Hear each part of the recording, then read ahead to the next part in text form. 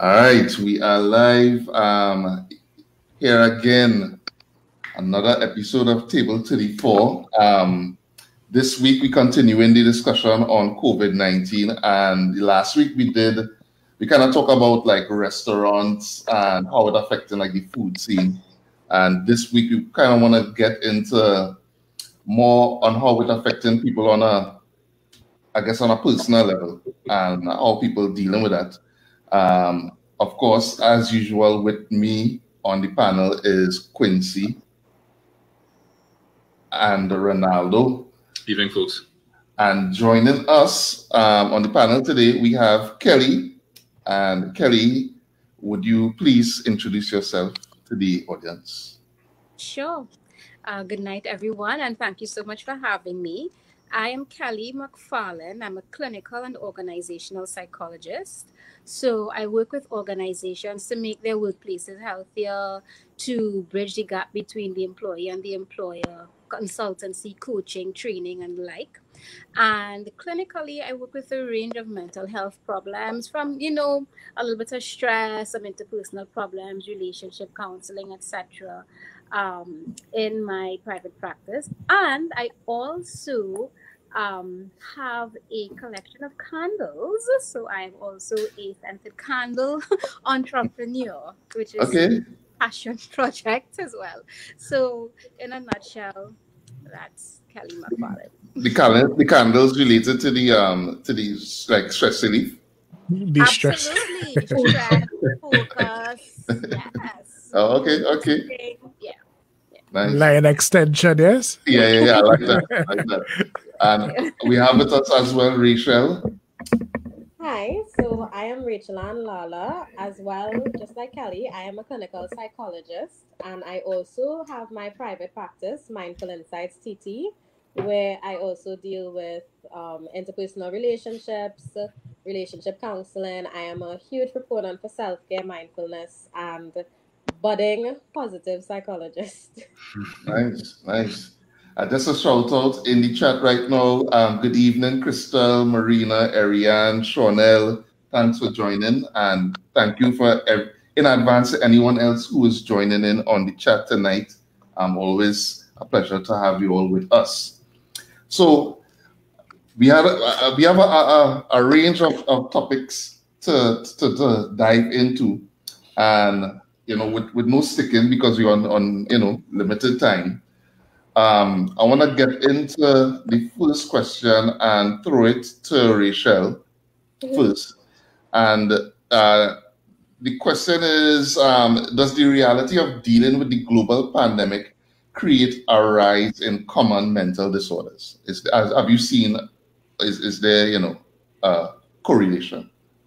I would say that there's definitely a correlation between the pandemic and the symptoms of mental disorders. So with mental disorders, there's a lot of criteria, to basically diagnose someone with a mental disorder. But definitely there has been a huge increase in those symptoms. So some people have, post-traumatic stress symptoms. There's a lot of depressive symptoms, anxiety, trauma, different things that can be considered a mental disorder.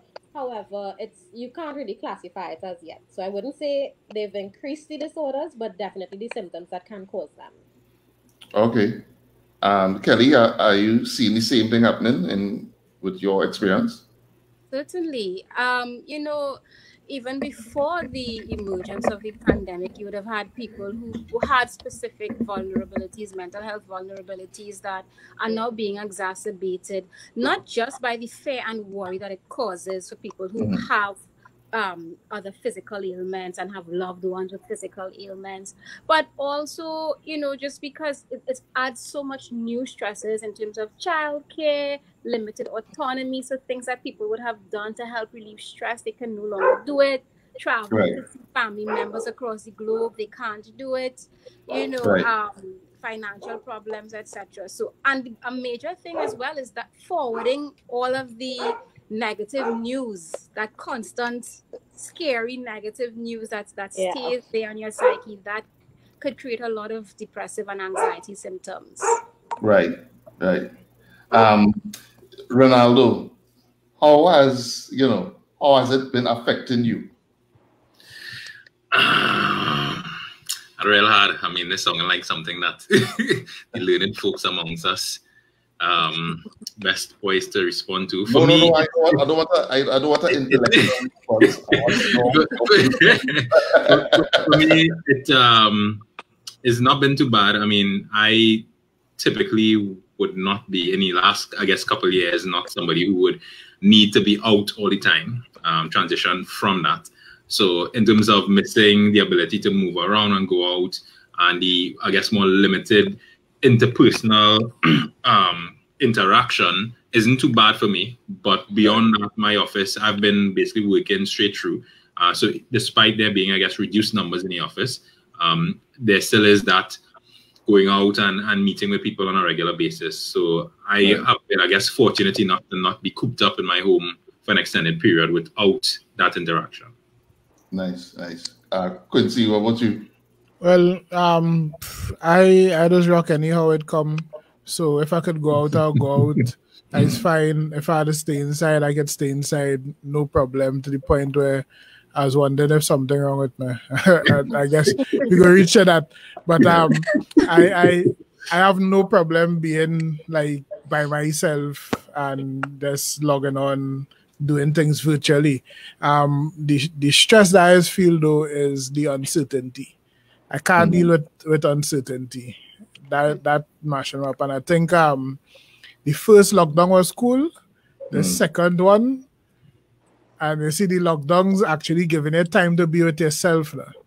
So somebody like me who was an overthinker and always tossing around things and turning around things and shifting up things, like that scene a little rough right now, to be honest.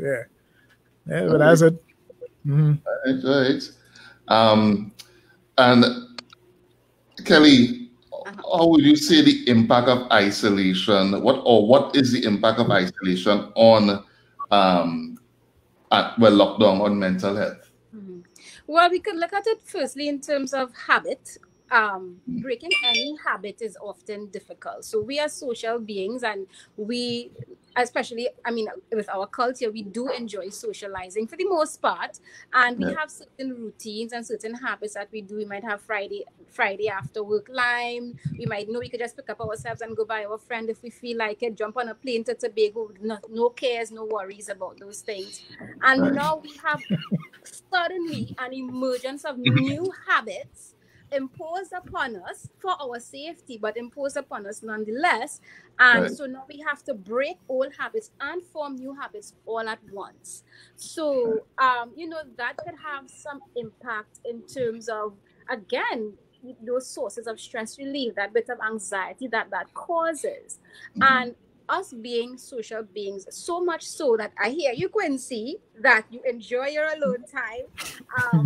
But so much that we are social beings that there is even research that shows that babies who are very neglected, their brains didn't develop fully, and it's actually smaller, than the average brain because of lack of social interaction. So we are innately social beings. So that sort of isolation in extreme cases, because not everybody, as Ronaldo said, he's still going to work and so on, but in extreme cases, let's say for people who are more physically vulnerable and live alone and so on, it could create a range of issues, cognitive problems with concentration and so on. It could be linked to depression and forming negative biases about life and about what could happen around you, which in turn could increase stress. And you would find that, especially if you're isolated and at home a lot without routine. Quincy, you have routine, but without routine and without structure to your day and without things to do, you have problems sleeping as well. So we're not meant to just be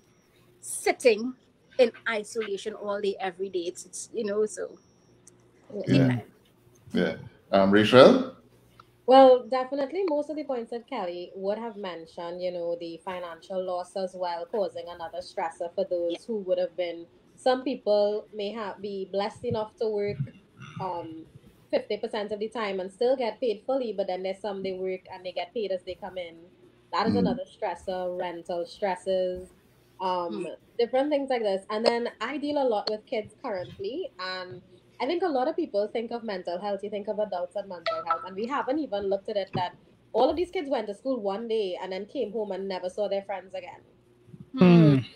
And So we are true. home here, like, why is this child so restless and all of that? But then we have to acknowledge that your kid can't go to the grocery with you, which is your sense of, oh my God, I get to go to the grocery. That's my leisure. Yeah. The kid can't go because they are more susceptible.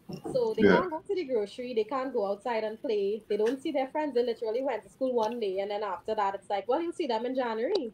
Wow. Yeah, Yeah. yeah, So it fair. Yeah. definitely does cause a lot of stress on both adults and kids in many different ways, and it's definitely increasing. Yeah. And just a top one, because great points raised by the two learned panel members. For me, I was supposed to be heading to Tobago tomorrow, and that get cancelled. That was, I guess, my post SEA cool down, because my daughter did SEA this year. And in speaking to the effect it had on the little ones, definitely it did impact, because my daughter, I mean, we remember SEA and doing common entrance, and being able to, one, enjoy that period post common entrance where you were able to, you know, do and explore different things, from Spanish to field trips to all these cool things. The last day of school, being able to, you know, get your shirt signed by your friends and having that moment to keep forever. She had absolutely none of that. None. Couldn't even sign your shirt. Had to social distance. Had to just go write the exam and head home. And it is really a very different experience. Not an experience that I think they should have had. And it really is difficult now, because I mean, all the plans we had changed. The first trip was, I was actually supposed to be on a month-long vacation with her this month, August. That get cancelled long time because of this whole drama. We couldn't go to the States anymore. And then with the things being open up, we said, okay, no problem. We'll just take a long weekend in Tobago, and that come and get cancelled too. So every little avenue that we do get kind of shuts down because of the current situation. Fortunately, I was able to kind of take her to Five Islands early on when they opened the water park before the whole drama. A risk, yes, but I really think it was useful for her to kind of get out there. She loves the water. A friend offered her pool, her community pool, for a pool Saturday. That was another fun event that she did. So, I mean, because leading up to the SCA, I mean, that is in of itself already very stressful, and that being compounded by these other things, as you all said, not being able to see and communicate with your friends. And she's somebody who loves school. Her teachers in the comments right now. Big up, Miss Deplash. Yeah, she loves school. I mean, I saw a huge change from when she was home to when she went back out to school. She's somebody who really thrives in that environment. And then having school shut down after 2 weeks, being thrust back into, you know, go back online and just prep without that environment, it was very difficult. So, I mean, from my perspective, I could be cool with it, but it really does affect other people and people who we may not consider much more. Yeah. Kids, boy, kids. I think that will have a ripple effect, I feel, culturally, if it continues for longer, in terms of how we well, I had to say how we socialize now. You know, people would generally say Trini is very warm and friendly and that kind of thing. And in contrast to other places that they would go to, travel to. I'm wondering if this will change that about us. Like if we'll become less like that. I think it's very possible, to be honest. Because you know, as human beings, we fall into routines. So if you do something long enough, you'll end up embracing it. Also, like if you look at how trends start, right?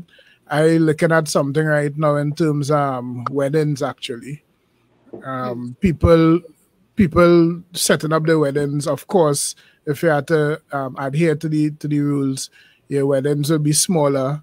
People looking into streaming weddings and that kind of thing. Now, weddings traditionally have been kind of expensive, things that people go all out for and that kind of scene. If in the process you offer something that people could, like something that's passable but more cost effective, have a chance that even when things lift up, people might select that as an option because like that is now an option on the table. So things like that might start happening. And I think like a wedding, I mean, that's for probably a different conversation, but a wedding does play a certain kind of role in the whole social setup, the whole structure, how certain people have weddings as a certain type of goal. Now you're talking about your wedding pictures, gonna say something real different. Your whole wedding ceremony gonna mean something kind of different too, in terms of where it fit on your social calendar and how it impact on your social calendar. So yeah, things like that. I feel culturally we'll see some shifts. I can't say how they will impact on the whole to make a general statement, but I think definitely. Someone asked a question. I think it's something that would exploring the inability to have funerals, at least that the way in which we are accustomed. Rachel, how you think that might have an effect on people generally, the psyche? Well, it's funny. That is actually a question because just yesterday I was having a conversation about that exact thing while someone was streaming a funeral on YouTube. And, grief is something where your support system is very important. And to think that at a funeral you have to select the most important few, pick those few people only. So you may have your support, but the other person you picked may not be able to have their support there. And then even that support is 6 feet away from you. Right. Throughout the funeral. And then there are other people that would have been involved in this person's life. Some people actually say they go to funerals just for the closure. So, some people, they need that closure to help them with their grieving process. So the grieving process is halted and a bit, I would say, accelerated in a way where, people will be grieving for longer periods of time. And this will also have a ripple effect into different depressive symptoms, anxiety. All of these things are possible. Post-traumatic stress symptoms, with the fact that, you did not get to grieve your loved one in the way that you should have. Right. Yeah. Kelly? I mean, I think she said it all. I totally agree. I guess the other element to that is that for some people there are religious factors to funerals and the way that we say goodbye to people, the way that we bury people. And so religion is extremely important to a lot of people, and they're not being able to practice those rites, rites, rights, and so, again, it all comes back to this thing of, so much changing, so much that you feel like you should be able to do, or you've been able to do in the past, changing, Yeah. I'm wondering if it'll change like the whole approach to death on the whole. Because I mean, generally we have, across the board, I would say, I mean, you would find pockets of people who think differently, but it have like a general consensus when it comes to dealing with death, right? And we look at it in a certain way. Again, I'm just thinking about how these things might have a cultural shift, and what that could look like. The new normal. Yeah, the new normal. Yeah, well, I was gonna say, consider people kind of like children being born into this, right, and coming up knowing this, like this is what they know. Like my cousin have he has a twin girls, and they born into this and coming up in this, And you're considering if this going on for much longer, right?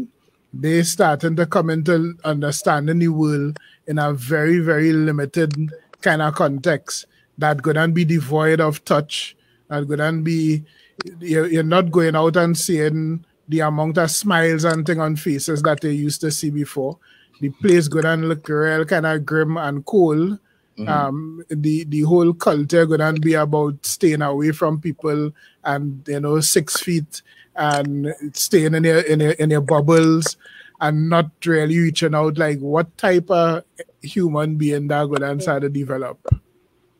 So true. And you know what I would say to that, Quincy, as you were talking even before about it, that is already happening to me, because I've taken these measures so seriously that sometimes I'm looking at TV, I'm looking at a show, and I'm seeing people running and hugging and kissing random people and standing really close. And I'm like, what are they doing? And I find myself there was COVID then, relax. Yeah. People touch each other like that. How can people be so good? And I find myself thinking like how could people do this thing that was normal for me to do 2 months ago, 3 months ago, but it's already really changing me just mentally, and I can't fathom hugging and kissing as much as I used to. Yeah. All I think is germs. Yeah. I like when I went by Karen to drop the thing the other day. I mean, good friend, somebody I know for years, and just out of the routine, like it's so in us, we didn't even make the mistake.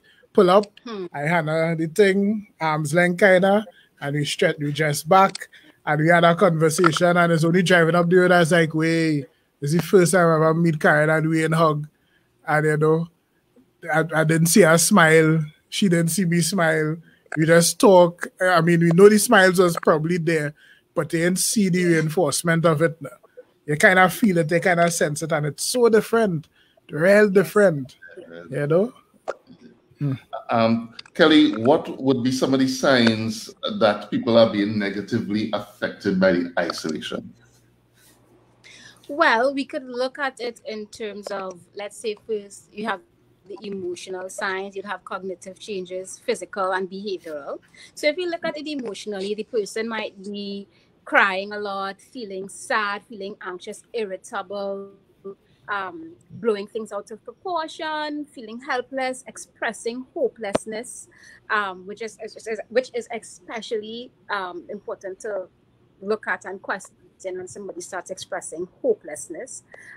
Some of the physical signs, I say, especially of anxiety, we've probably all experienced shoulder and neck aches, the physical, because the mind and the body is connected. Then thoughts, cognitively, you might worry a lot, have trouble concentrating. We're still working, we still have to focus on things, so you're having problems focusing, racing thought, negative thoughts. And then you might find that the person might withdraw a lot, be very yell a lot at their kids or at their family members, just act up a lot, maybe throw things. Just so once you start to see that the way they think, their thinking is changing, their behaviors are changing, they have unexplained problems in their bodies, and they seem really emotional, you start to say, well, okay, maybe they're being really affected.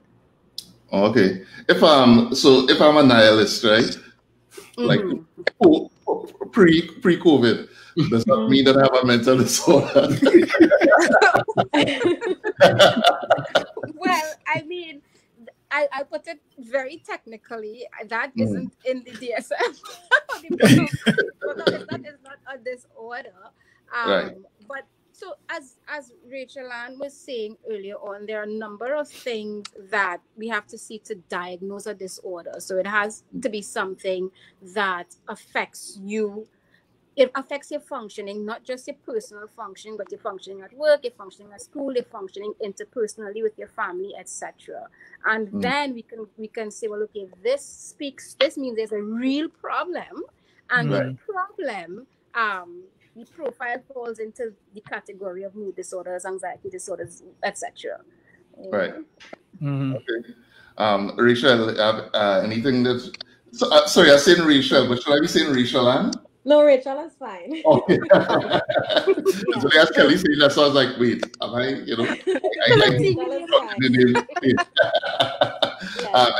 Definitely, most of the stuff that Kelly would have mentioned, to note, it's also important to notice when these things would have the onset of these things. So when they would have started. So if these changes would have happened a bit before the whole COVID situation, so Christmas last year and stuff like that, that is something that we would not relate particularly completely and totally in isolation to the COVID. However, with the influx of this happening, the onset, sorry, happening when you were home in quarantine, that is what we would particularly look at, as well as sleep.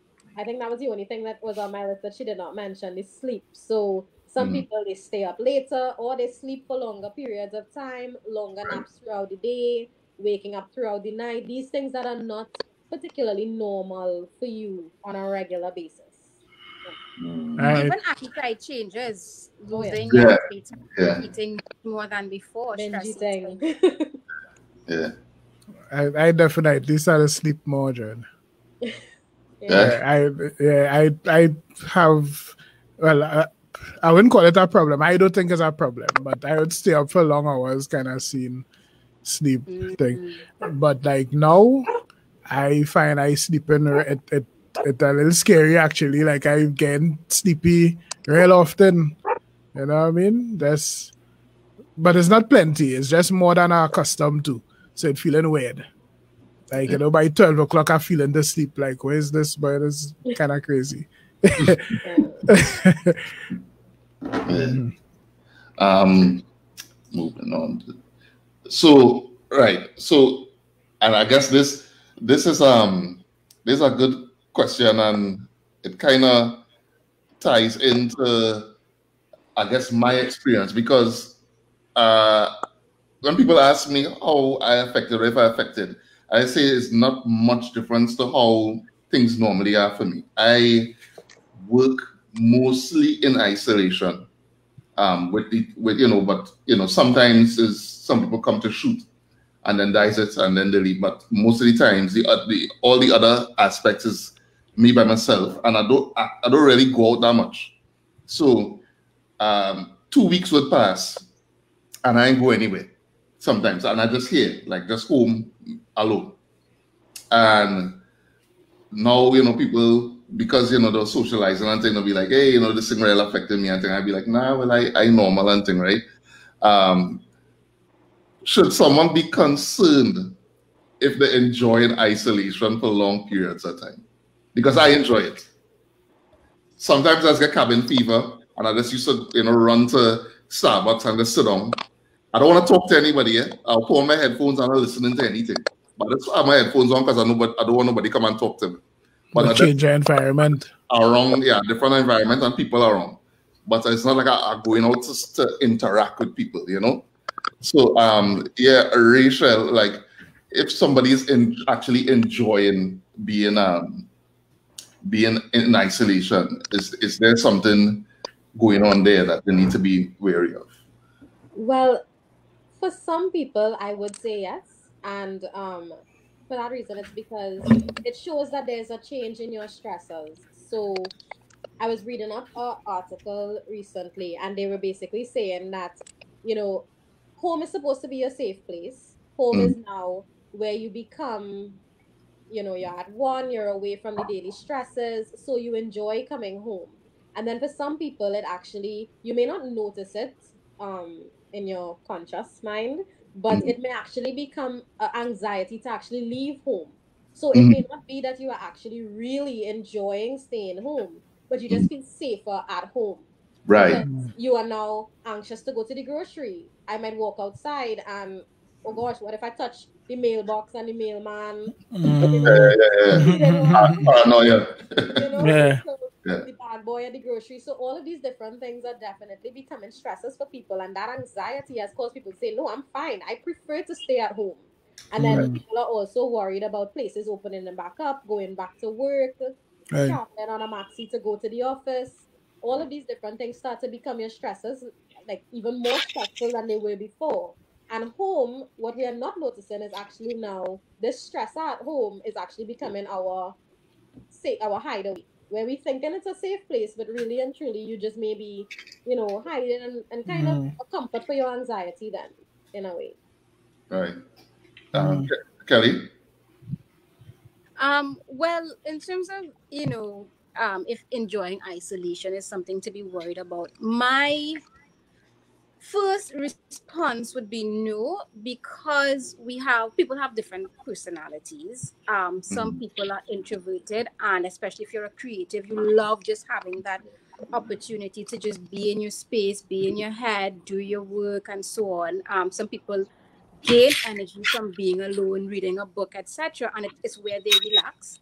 mm, However, if you find that it's done because you're avoiding certain things a lot, and maybe perhaps you have some sort of anxiety about the world out there and so on, then you mm, start to look a little more curiously. And then, of course, also, if you find that in isolating yourself and enjoying the isolation, you also have symptoms of depression like irritability, mm, negative thinking, snapping at people, not wanting to socialize at all. Because remember, you don't have to go outside to socialize. You can isolate and socialize. So you can yeah. physical distance and not social distance. So if Mm, those things are happening, then I would say be careful that you're not slipping into depression.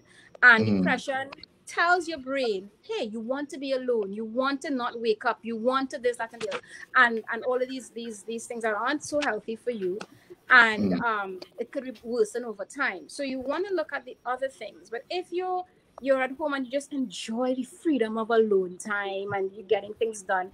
Now, mm, what you, as you were saying, you like being alone, but you would go to Starbucks. So you're still around people, but you're mm, choosing how you socialize, how much you socialize, how much energy you give to other human beings.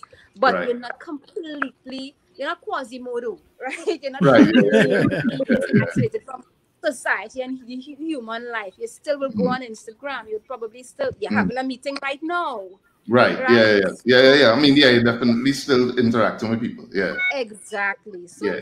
no, not necessarily.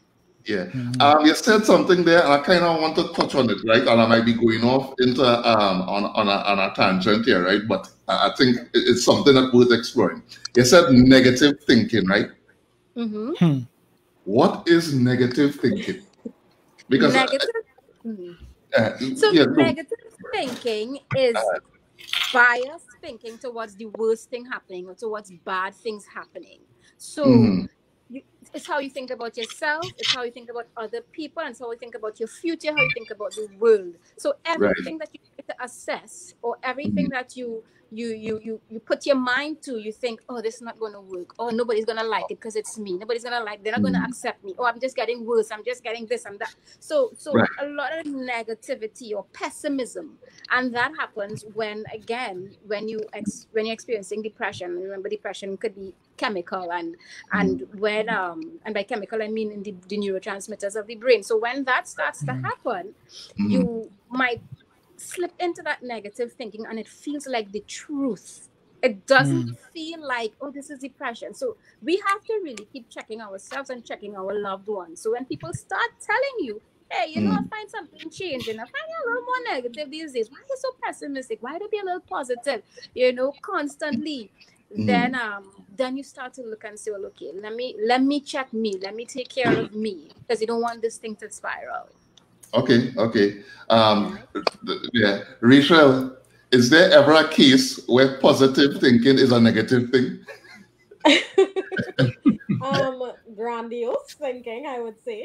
Yeah. So definitely, over exaggerating the truth a bit in the Right. positive light for yourself and the Hmm. world around you. Sometimes you may end up living in a reality that does not exist. Right. So, that definitely is when positive thinking can become a bit negative. Okay. Okay. Because people could use positive thinking to escape things as well. They Like a tell form of themselves escapism. lies. Yeah. Yeah. Yeah. Yeah. Yeah, Yeah. Yeah. just to make Yeah. themselves feel better, and they're not facing any realities because they don't feel like they could deal with it. you Right. know Okay. Hmm. Hmm. Interesting. Interesting. Yeah. Um. So I want to throw this out as well. So how much can digital and virtual contact, help in these lockdown periods? Well, from my perspective, I believe that, Trinidadians are so resilient and definitely I think we can get through anything. So Mm-hmm. the influx of the online parties, the Instagram zesses, you know, Yeah. has definitely, I would say, if not assisted people with their need for social interaction, because the chats between those things are hilarious. I definitely think it has that comedic relief, a way for some people to just relax and not focus on the media where it's just 49 more cases today, 18 more cases today. It's a way that it kind of just allows you to just relax and get back into that. The only thing that's missing is that we're not in person, we're over the computer, but that can only, to me, last for only a short space of time. Right. I definitely don't think I could see this going on for a year. And Trinidadans are like, yeah, don't worry, I'll just go to the next Instagram zest and I'll be Right. fine. Yeah. Yeah. So definitely in moderation, but I do think that these Instagram events, these Zoom parties, all of these things have helped Mm. quite a bit in the situation. Okay. Mm. Kelly, what's your thoughts on that? One thing that research shows in dealing with any mental stress or mental health issues is that social support is of optimal importance. It's so important. And especially for a collectivist society like ours, we're accustomed to having somebody to talk to drink with, to vent to, or to just hang out, just be in somebody's space and let that distract us. True. And so I think that we need to try to not lose our social connectedness. Plus, remember, some people have family members abroad and so on. Think about when the coup happened. We Mm-hmm. didn't have half of the opportunities we have to connect now. I mean, yes, it was nice. Sesame Street was on in the night. I was real happy about that. I was like, oh, what a The night! social Wow. moment on repeat. Yeah, and Yeah. And playing and Maverick. things like that. Yes. But we are now in a time where we are accustomed to a lot more socialization, especially in different parts of the world. So I think that social media and technology and stuff has really been beneficial and helpful. It helps to keep us connected to the things that keep us alive. So like Rachel was talking about the next zest, but people, oh gosh, Trinidadians love a little party. All know Mhm. mass camps launching stuff and artists coming Yeah. out with Yeah. music. So it's Yeah. almost in our yearly circadian rhythm to be, doing certain things around now, and we will Right. miss it.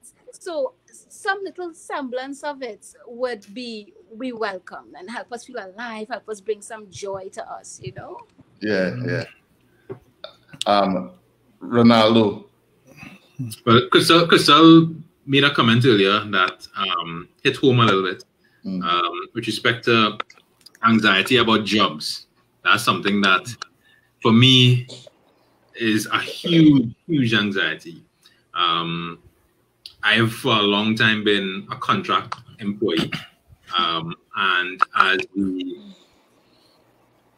the economy slows to what I think will be a grinding halt, at least for a short period, it means people like myself who aren't permanently employed stand to be unemployed, at least for some time. And I mean, it is the only, or is going to be the first time, if I am unemployed. Currently, thankfully, I'm not. But if I am unemployed, it would be the first time in my adult life where when I say adult life, I'm talking about since probably like 15, 16. I have consistently been working. So it would be the first time that I have not been gainfully employed.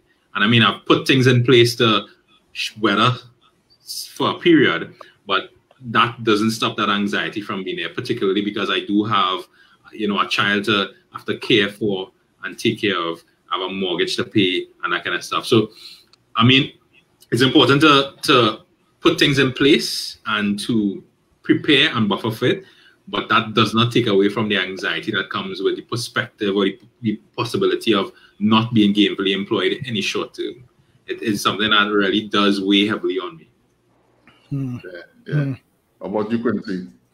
Well, before I say that, Ariane making a good point there about letting people know where they could call if they need help and so on. So I guess just keep it in mind. We would make sure and say something about it. Yeah, I just post it in the thing. So if you all have Kelly or Rachel, if you have numbers that they could provide, you can put it in the private chat, and I'll put it up on the screen. Cool. Thanks, Ariane. Well, I wanted to talk about the digital helping. I agree with everything that was said, and because I don't mind isolation so much, and I much enjoy the past few little concerts and thing. Like I feeling going big international concerts online at home without the crowd and all that, and well, the freeness does help too. So that going good. But I think it was Jolene in the comments just now said something, and I realized, wait. She said, this Christmas will be a real different Christmas. Mm-hmm. And that is the one that actually hit me, because that is the one, besides fete and concert and carnival and all them things, Christmas is something that I will participate into that level. I will go out, I will go and welcome back, Kelly. Yeah. I'll go and parang, I'll go and hit a little line by somebody, go and check somebody, that kind of thing. So Christmas is a nice free up time for me.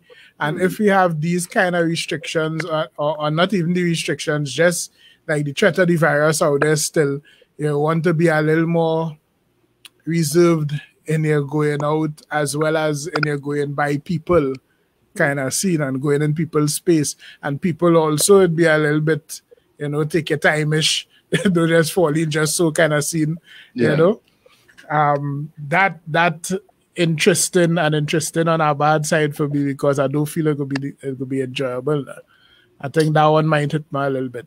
And I do think the digital would be able to help there, like a digital parang and go work for me. I mean, it's definitely not gonna have the same feeling, but upside to it is it might introduce a wider audience to part of our culture. I mean, I think that's and you know what?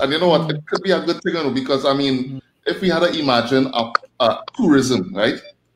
Post-COVID tourism, the height of our tourist experience is Carnival, but we have a real vibrant Christmas culture that we do package and sell. That's true. We do package, and that is a very unique experience. Actually, a Trini Christmas is a very unique experience that I think people would travel for. You understand? So if we could, present it digitally and pay it out there to the world, I think, it could be a good thing. I mean, we want to suffer, as you know, a little bit, but that's the silver lining, I guess. The silver lining. I have been trying, because I know Marcia Miranda had a concert recently, an e-concert, what do you call it? Yeah, recently. So I think they're trying to get things like that done, but I don't know how many people go to Parang online, I think definitely it is a valid silver lining, definitely, to look at it that way. And especially if you consider, like, maybe it might level up playing field a little bit, so that other aspects of the culture might get a little bit more exposure. And certain parts of the culture that end up in the forefront, because they're a little more social, might have to take a little bit of a backseat to certain things. For example, it will be, I see it easier to promote Pan, for example, around Carnival time, by virtue of online concerts and that kind of thing. And maybe that might spark the revival of thing like Pan Jazz and them kind of things, Maybe that might start happening. So, that Pan might end up getting a forward in the space. Yeah. So, that might be a decent enough silver lining, but then it still had to come back to what that means socially, you know? Like what I mean, Yeah. how Christmas gonna be, how Carnival gonna be, you know. Yeah. Yeah, it'll be rough. We in for some rough times. We in for some rough times, definitely. And you But know what? you use the word, and that's what we have to do. Reimagine. If we reimagine the things, maybe it might take a little sting off of the blow. You know, if we imagine it properly. Yeah, you know what? And I'm now thinking about it. Christmas is a time, right? I mean, I think people will say, I think, and I'm not sure, though, you know, hold me to this, but I think it have stats that say that crime does kind of rise Before Christmas. before Christmas, right? Well, in terms of like robberies and things, you know, that's people, that kind of crime now, like people trying to get money, you know, that kind of thing. But it have something about Christmas itself, right? That very functional in our society. That we as collectively as a people, now, you understand? I think Christmas and well, Carnival too, obviously, but Christmas is something I think we don't really focus on how it has impacted society as a whole and what it does do for the collective, if you want to call it consciousness of the people now. Remove that from us and then add that, and then you know having to factor in the fact that it's hard economic times, COVID-19 and all of that. I That's kind of I know like and a year gonna be a scene on it. Yeah, because I mean, Yeah. for me and I guess my family, I mean, and I think most families, that's really the time of the year when families and the extended families really get together. And somebody was mentioning earlier, I mean, we could do things online, you could do that, but a big part of that community and that family spirit is food, and not having, you know, this auntie cook this and this pilau from this and this pastel from that and the ham from this one and the sorrel layer missing from this one is going to be a scene. It again, we ain't processed it yet. It will hit us eventually. But yeah, every year, I mean, there's always the family reunions coming up for that last week of the year, Christmas into New Year's. I know my family get together every New Year's Day. And it's something that we can't do, would be a real difficult thing. And somebody mentioned earlier in terms of people being trapped overseas. I have some family who still are trapped overseas. They can't come back home. And they don't know if and when they would come back home now. They've been fortunate enough to, you know, be able to go by family and that kind of stuff. But we have people who not that fortunate, who are to pay their way. Voisin is one of the people who he's stuck in Panama for a while. And he had to find his way and figure his stuff out. And his daughter's down here. So as feeling for people like that who really and truly really get any short end of the stick and do not have, again, the whole thing is we don't know when and all. We have no idea when it's going to be resolved. Yeah. That's the uncertainty. Yep. So, Rachel, what would be some tips for keeping mental health in check during this time? Well, definitely, as I would have mentioned in my introduction, my first go-to is always self-care. So positive self-care habits to develop. We have the time now. Before, you know, people would always say, I don't have the time to take care of myself. Well, we have it. It's one thing we have now, it's time. I definitely think, you know, taking that time to step back, and we don't have the hustle and bustle of life anymore, and it's actually going to, in a way, be a benefit, so that those who would have been very stressed out before in life and those who are having the anxiety at home, you know, meditation, or, you know, pick up yoga, online yoga, you know, different things that definitely can increase your relaxation. So some people might like to draw, they don't have the time for it. These things are definitely good habits to form from now, and we can even put in these self-care tips and habits that can extend into after COVID has disappeared, hopefully soon, before Christmas for me, and go. Wishful thinking. I'm a Christmas baby. Kelly? I would say be mindful of your thoughts. Be careful not to ruminate on the negatives and the what ifs, future telling and so on. Certainly, things will scare you and things Mm, will worry you, and you do need to prepare for certain things and you do need to prepare for some what ifs. But mm, psychologists love to tell people to focus on what you can control because you can't control everything. COVID is here. We didn't mhm, bring it, but we can't control the fact that it's here, nor can we control when it leaves. We don't know. So definitely, as if things bother you, write them down, do your planning, and then release.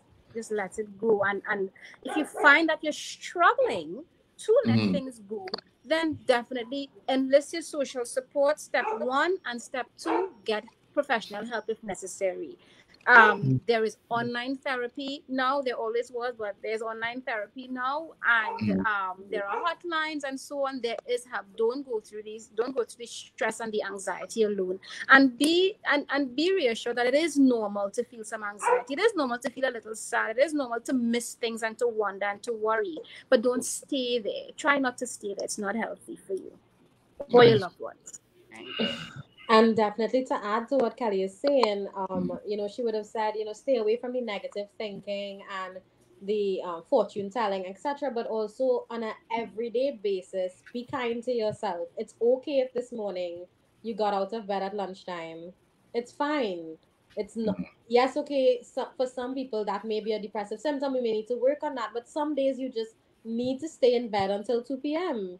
You need to Right. stay in bed late, and you can't beat yourself up for these things because you're doing a lot less in the day. You may feel a lot sleepier. You're going to bed later. You're binge watching Netflix till 2 a.m. Be kind to yourself. You may have planned to get up at 7 and be like, I'm gonna cook, I'm gonna clean, I have the whole day. Be kind to yourself because that is very, very important. Yeah. Yeah. Quincy, what are some of the measures you taking? Some of the steps you taking to check your mental health? Well, they know my measures. Everybody know my measures. I am subscribed to indulging in certain things, Yeah. beverages. Yeah. For one. Mm, Um, but to be honest, like seriously, um, right now is a real fertile time for me creatively. Actually, I doing plenty like writing, uh, coming up with ideas for different pieces of content.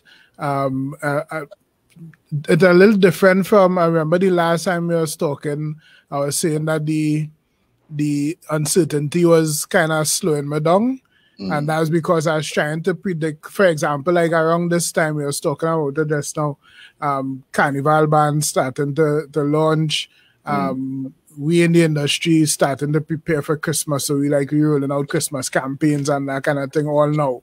mm, And that a little bit rough because you don't know what this Christmas gonna be like. So like do you start to talk about specials and deals and come down and get it? You know what I mean? yeah.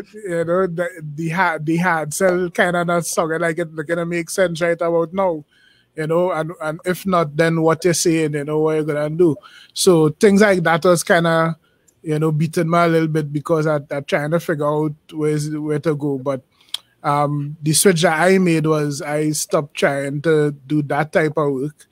Stop even reimagining too much now. I still applying some of that, but I just write into, as therapy, more or less. Just Yeah. writing down my thoughts, thinking about if, like, say, I start a podcast for my self-help, for my expression, what that podcast could be, things like that. And yeah, it kind of working out. Kind of working out a little bit. Less stressed, I feel. Yeah. What about Yeah. you, Ronaldo? Well, unlike what many people may be experiencing, my workload has quadrupled. I've been forced to be in the office most days, and I mean, Because of IT. IT cannot take any brunt of it now because everybody trying to rush home to work from home and set up new systems and this and that and the other. So like I mean, we had a COVID scare in our office Monday. The office shut abruptly to deal with that and sanitize. I have not been back. But we've been short-staffed in the office. And even though I don't have a car and I got to have travel to the office tomorrow morning, speaking to my manager today, he's like, we really need the help and we need hands on deck. So no problem, I'll go in. For me, I've really tried to separate work and home. So previously, you would bring some work home and you try to work on some stuff. I have tried to make it a clean break. So when I leave the office, I leave that mental stress of all this work and the burdens of that there. And when I come home, I don't want to deal with that. It's unfortunate. I mean, I don't want to say go the extra mile at home, because sometimes that is expected that you'll do some extra stuff at home. But really and truly, for my mental health, I do have to kind of disconnect and say, okay, this is my safe space. When I come here, I don't have to focus and deal with that here. I don't have to deal with the pressures that work brings at home. So that's one of the things that I've done. I think I've also kind of surrounded myself with a bit more positive people, because we know there are those amongst us who tend to always be upbeat and bubbly. They don't see the negatives. They always look to the positive. And for me, I've tried to surround myself with a bit more of those people, just to kind of take or feed off their energy. And so what is that for?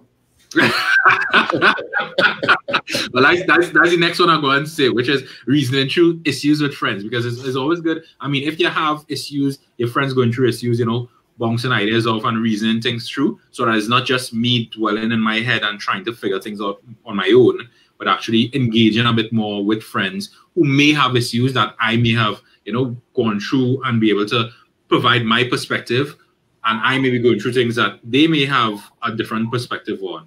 So I've always enjoyed gathering information and understanding things from different perspectives, and I think I've just kicked that into overdrive in the last couple of months. So those are the three big things that I've been doing with kind of coping. I'm not gonna lie, Table 34, there's something new. There's something that we've started during this pandemic, and it's a really nice outlet for us to kind of come and discuss things, and it's something to kind of give a routine for every Thursday evening. We'll come here and actually do something that's fun. So this has helped as well. Yeah. If I might interject on something you say, because as a creative one, because you don't get to switch it off, and you don't get to say, well, I'm doing it between 9 and 5. So a lot of times you find yourself doing work at home, or at least just thinking about things home, right? So I accustomed working home and doing things home from even before COVID and all that. And what I just do is create zones in my home now. I mean, not that I'm not living in a sprawling mansion, but at the same time, my bedroom for one, the only device that's going in my bedroom, the only thing that's going in my bedroom, and I make it real stringent now, more than ever before, is my cell phone. That's it. No TV, I don't carry my laptop inside there, nothing. So I go inside there is completely to relax and chill out, and if I had to do work, I had to get up and leave that space and come into the next space, and that will help. Yeah. Sorry. Go ahead, To touch a little bit on what he was talking about. That is another issue that a lot of people may have also encountered working from home, where you no longer are able, as Ronaldo would have been able to do so well, separate work from home, because now work is home. And that is another stressor that a lot of people are dealing with. And as you said, the being able to only have one device in your bedroom with you, all of these things are certain things that we have to look at with regards to kids as well, creating that school space, because now school is online, but home is play. Yeah. So while I want to play at home, now the same spot I was playing in is now where I do my 8 hours a day of schoolwork, which is also very stressful, especially at the younger ages. So they're doing full days? Is full days a school? Well, some places are doing, as far as I know, kids that I know are dealing with like 3 hour days, but then Hmm. parents are worried because you only have 3 hours. So a lot of people are in lessons. So you have school in the morning and lessons in the evening. So you're still doing your 8 hours. Right, And right, then right. your parents gonna come home from work and be the next teacher to give you more work because you're not going to school, so you have to do this past paper. I found Right, my brother here with me doing past papers all week because he's right. going into Sun 5. So you definitely these things as well for kids, adults, everybody. That work now becoming home is Hmm. very difficult, and not all people can separate and only have one device in the room, etc. Yeah, So yeah. nice. I so we are at the 8 o'clock mark, and I want to just invite both you, Rachel and Kelly, just to give like overall thoughts, and if you have anything that you want to share with the audience in terms of reaching out, getting in contact, and that kind of thing. Kelly, if you could go first. Sure. So I'll just reiterate. It's normal to feel some anxiety, some fear, some frustration. If you find that is happening for a long period of time, 2, 3, 4 weeks passing, and you're not getting any relief from these symptoms, definitely talk to somebody that you trust, somebody that you care about.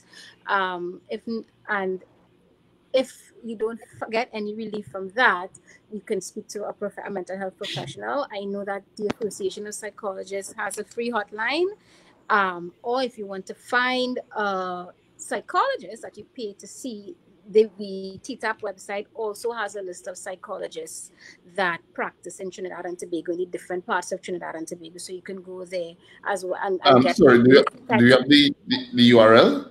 Then you could give it to me. It's psychologytt.org. Yes, Okay, psychologytt.org. Yeah, okay, thank you. you're welcome. Um, Rachel, anything? Yes, so definitely, as I would have said before, be kind to yourself, be nice to yourself. You are now your best friend at home alone. Don't be your worst enemy. As well, definitely, those self care practices, you don't know how powerful they are. Certain things like a simple thing like just getting some fresh air, walking outside, can do wonders for your day. As in, not outside, as in the road, in your backyard, on your porch, on the steps, take a seat, have a cup of tea, a glass of wine, something. Because it's definitely important, to take care of ourselves, be kind, and don't be our worst enemy in this space of time. Nice. Yeah. Thank you. Thank you. I think this was really a great episode. Agreed. Really, yeah. I Thank agree. you so much for coming on, Rachel and Kelly, and sharing your insights with us. And I think, well, not only us, but with the audience as well. I think people appreciated the Be- sessions. Before we run off, 2 birthday greetings. Happy birthday to Ayana. She was in the comments earlier. And belated birthday greetings to David. He celebrated recently as well after the last episode. I mean, he's not here tonight, but I'm sure he'll be here for the after party. So, birthday greetings to both of you all. Yeah. And Yes. I am trying to pull up the URL as we speak, Ronaldo. All right. So I would like to say thanks again to Rachel and Kelly for joining us. Very informative. Really appreciated.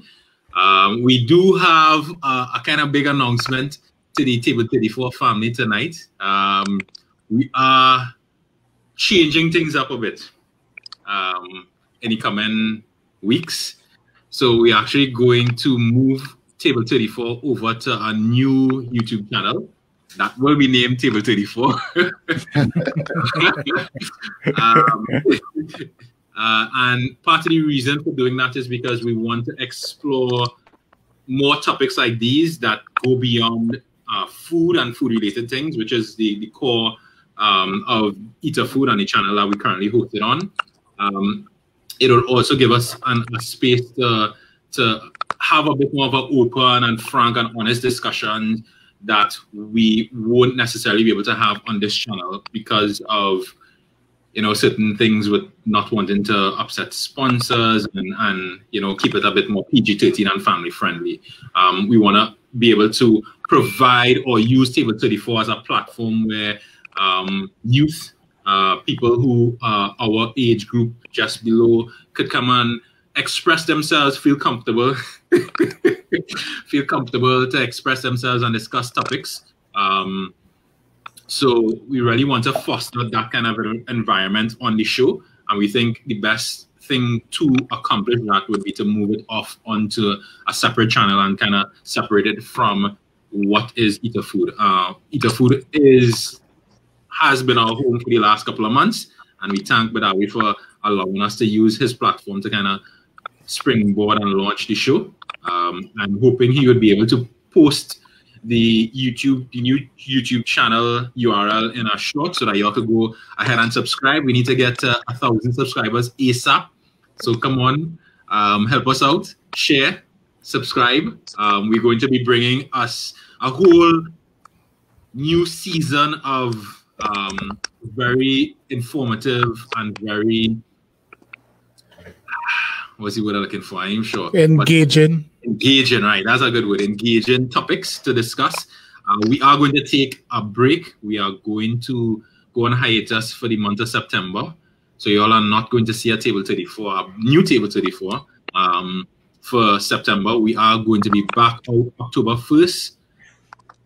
And we are going to continue for our season 2 straight up to December 28th. So we're going to give you 3 months. We're just taking 1 month to kind of prepare, draft things, get ready, and coming out with a bang on the new channel come October 1.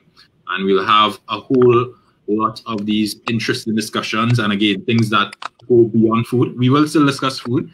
We'll include that. We're not going to lose the foodies, but we will use it to discuss a suit more topics related to us, youths, our generation, and give us a. Who's a youth here? I know what I'd say. Speak for yourself. Youth. We the people who just I mean, youth. They count up to 35 youth. So we given all our extra decade to be youths. All right. So look out for that new channel. Please join, subscribe. All the old episodes will be posted there as well. And we're coming out with a lot of new content related to Table 34. With our website to launch soon.